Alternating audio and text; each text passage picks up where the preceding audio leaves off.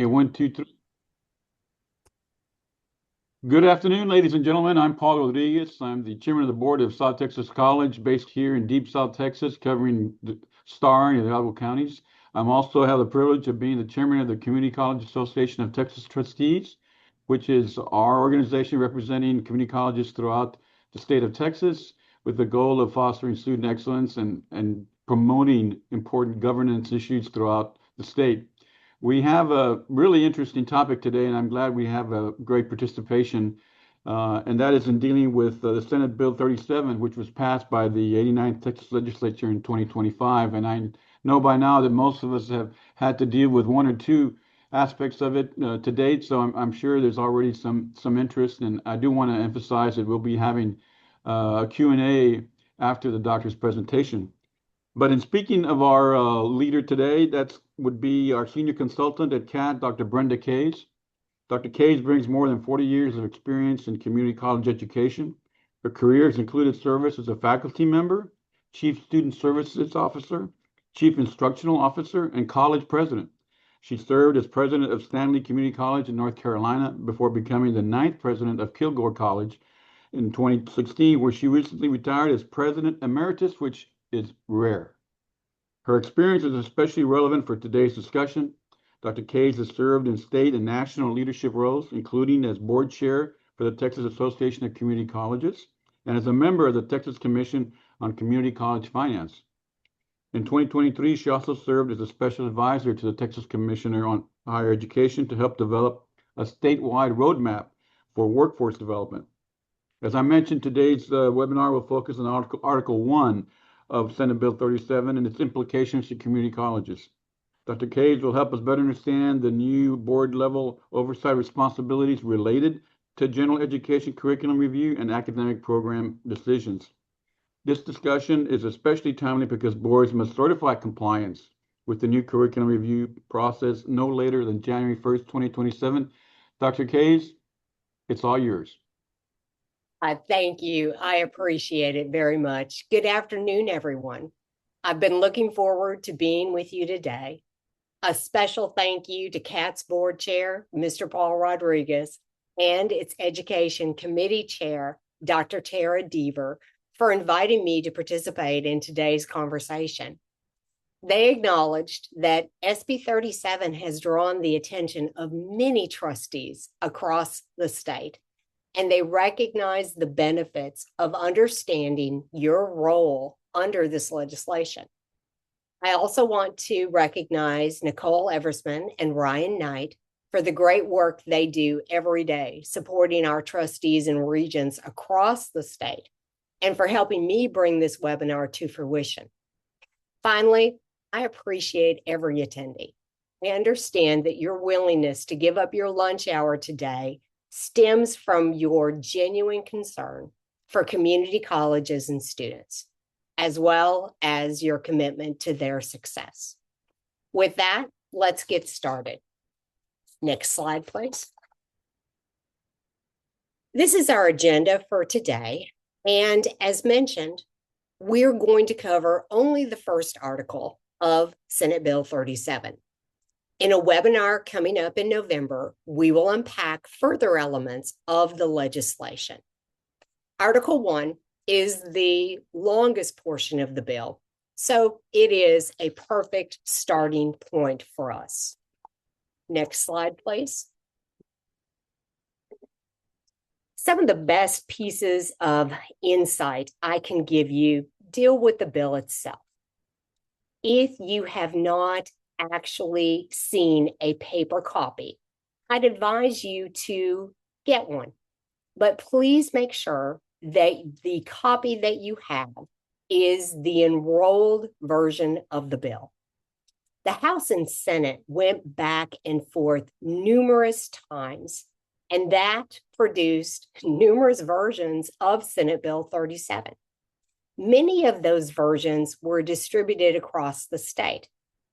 Unfortunately, that has led to a lot of misinformation and misunderstandings.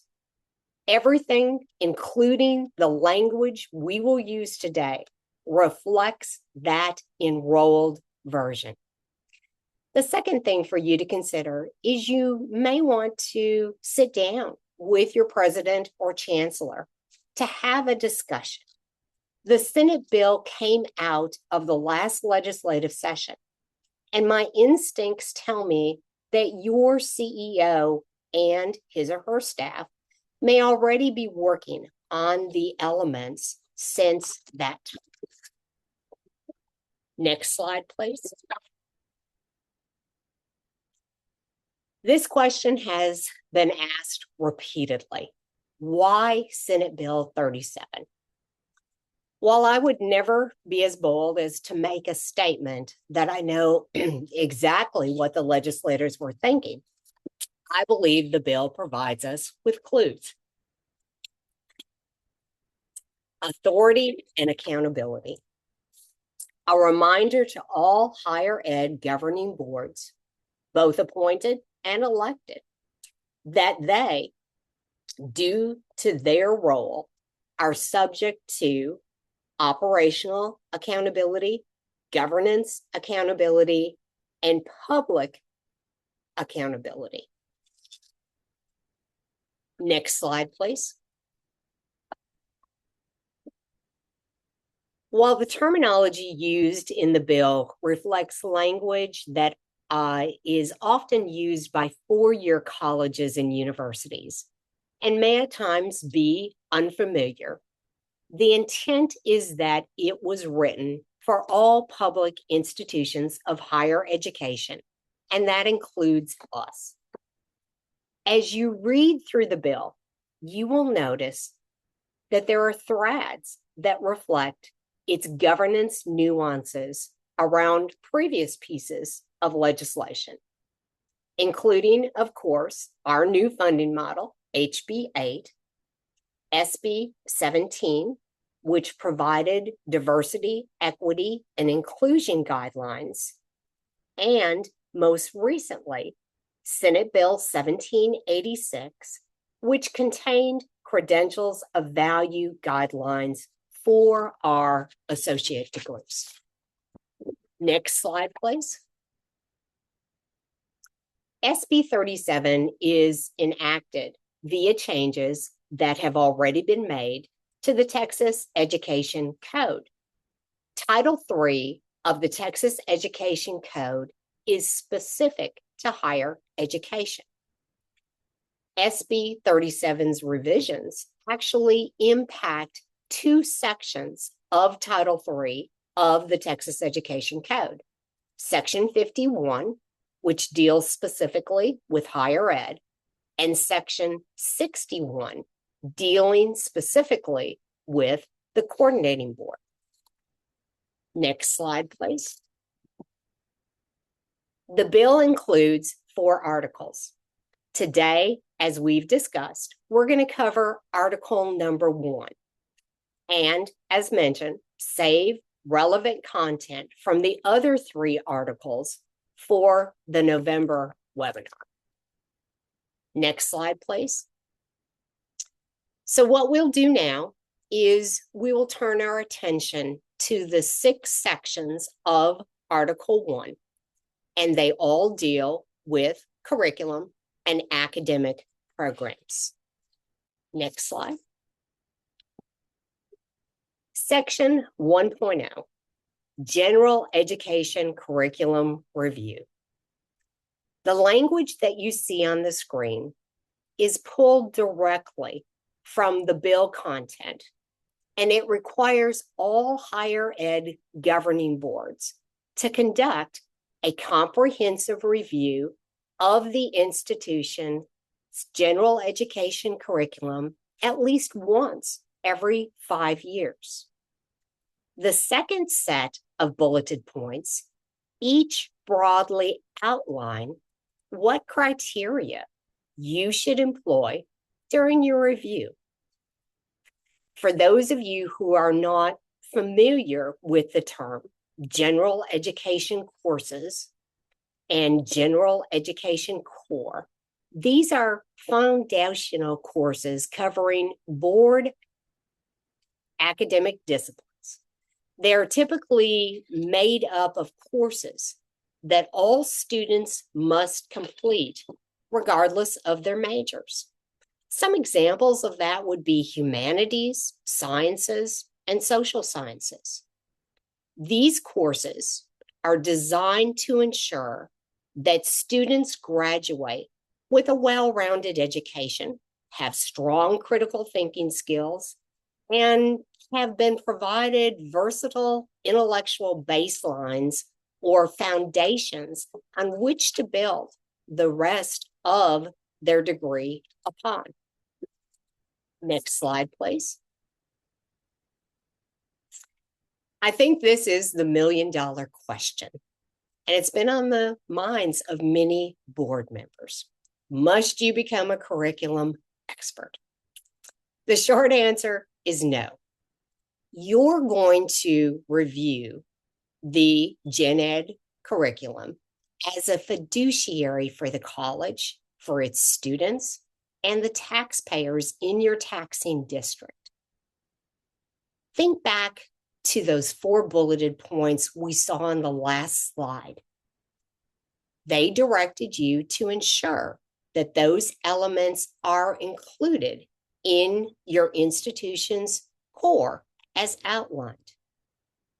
For a good analogy in terms of what is your role, think back to the college's annual audit process.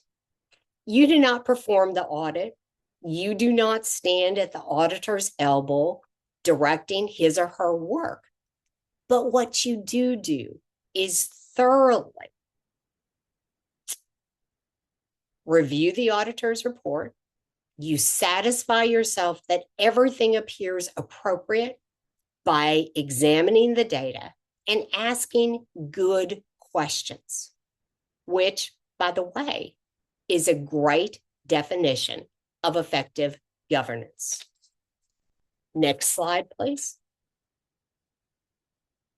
The legislature is concerned with the cost associated overall with the general education curriculum. And you'll see actions that they are taking to address that concern in just a few slides. But you'll see in the bulleted points, potential cost of the Gen Ed curriculum on students, additional tuition, fees, and times. This also addresses the why of the legislation. You will also see in this slide a confirmation that their intent is not for you to utilize your time and talents to be the curriculum expert, but to utilize the subject matter experts and curriculum specialists that surround you.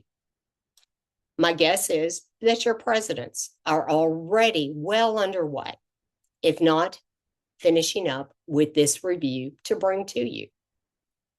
Note that in addition to the comprehensive review to be conducted every 5 years, the bill requires an annual review of any new additions to the core and gives you the authority to overturn that addition should you choose. Next slide, please. This is a reminder with some examples that data analysis and critical inquiry are the 2 tools as trustees you already practice in providing effective governance. And that expectation has not changed under Senate Bill 37. Next slide, please.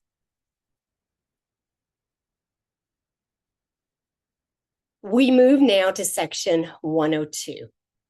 And this takes us back to the discussion we had on the why of SB 37. The 2 elements bulleted appear now as a preamble to an existing part of the education code. And they speak to, as well as underscore, your authority and responsibility, also known as accountability, authority and accountability. Next slide, please. This list is not new language, but I've inserted it here as a reminder for you. Due to the preamble in section 1.02, we just referenced, the bullet points on this slide are also under your authority and responsibility lens. The 8 bullet points actually outline what should be represented in your educational offerings at the college. Next slide, please.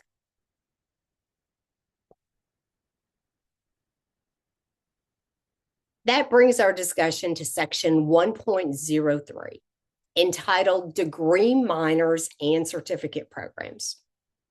Community colleges do not typically have degree minors, but we do offer certificate programs. Community colleges across the state typically offer what are called level 1 and level 2 certificates. Both levels of certificates can be and frequently are taken as standalone credentials, but they can also be taken as building blocks toward an associate's degree. Currently, the Texas Higher Education Coordinating Board does not monitor for low enrollment. They monitor for LPP, or low producing programs, referring to the number of graduates over a 5-year time span. The current threshold is 25. If a program remains on the LPP for 3 consecutive years, the Texas Higher Education Coordinating Board will issue a formal recommendation to the institution's governing board to close or consolidate the program. Section 1.03 takes the LPP one step further, as it requires that the college president put a review process in place to monitor program health and industry demand.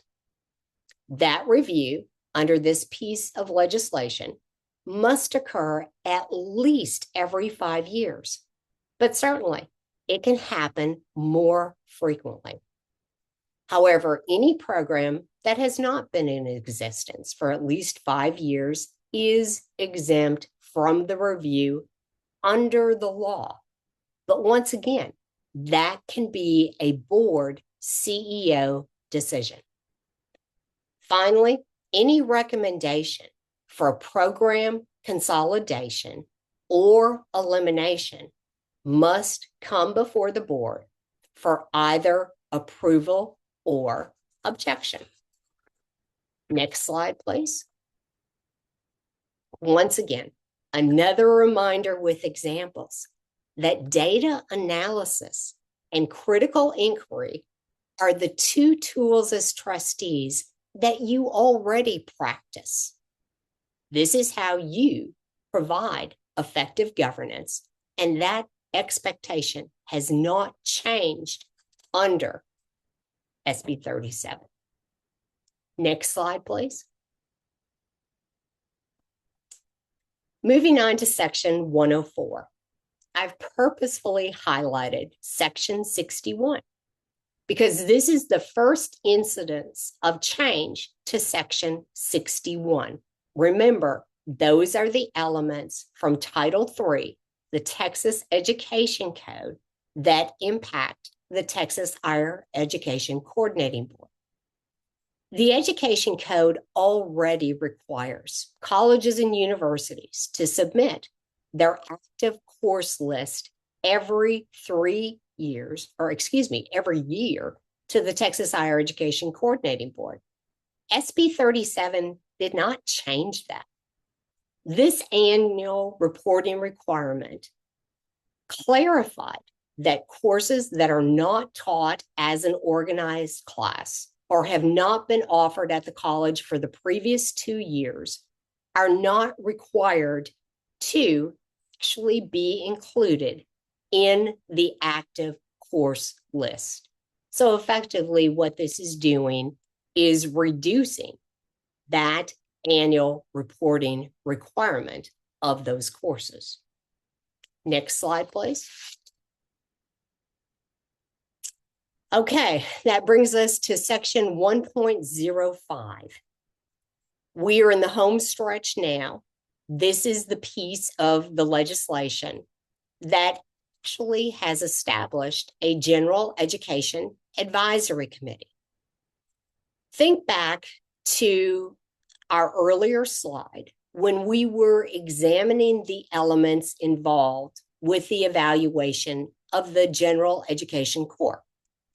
I mentioned at that time that the legislature was concerned over the potential cost of the general education curriculum on students.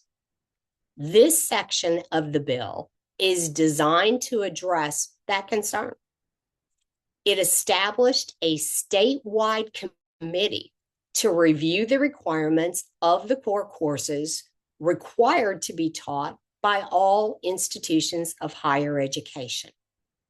6 community college and 6 university educators have been appointed, and 2 coordinating board staff members round out the 14-member committee who have been working hard for almost a year now. Next slide. This slide outlines their tasks. Note, they were instructed to ensure that the courses that are included or required in the core provide career and life usefulness. They were also instructed to reduce the number of courses required in the core, which currently stands at 42 semester credit hours, or roughly 12 to 14 courses, depending on lab requirements. By November 1st of this year, there is a deadline for the committee to submit their recommendations. Next slide, please.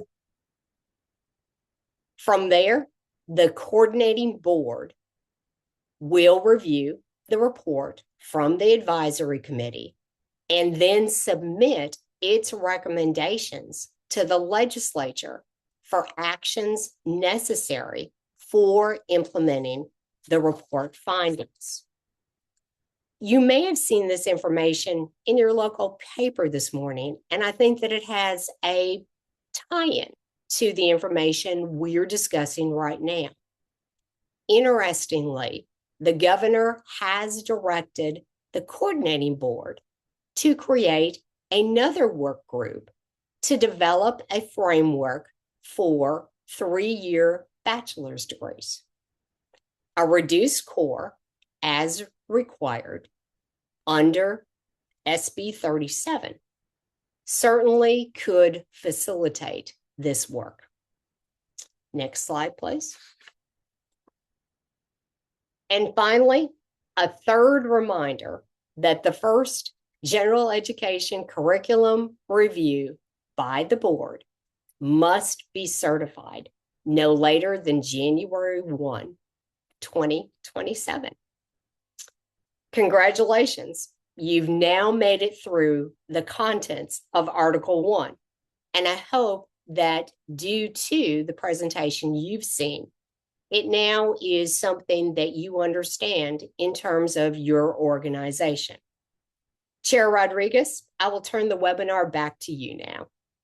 Thank you, Dr. Kays, and especially for that enlightening presentation, because I have to admit, I've had some concerns, and it's something entirely new and different for us, but you've certainly made it clear that it's something that's manageable, especially in working in conjunction with our presidents and chancellors, that this is something that frankly may really be an eye-opener for college trustees. So we certainly appreciate your presentation, and I look forward to the next seminar, because I know that's something else that we're going to be needing to deal with, and something that we're not accustomed to doing, and that being involvement in hiring administrators beyond our CEO. So thank you for that. And if you'll hold on just a bit while I take care of some other items and we get to our questions.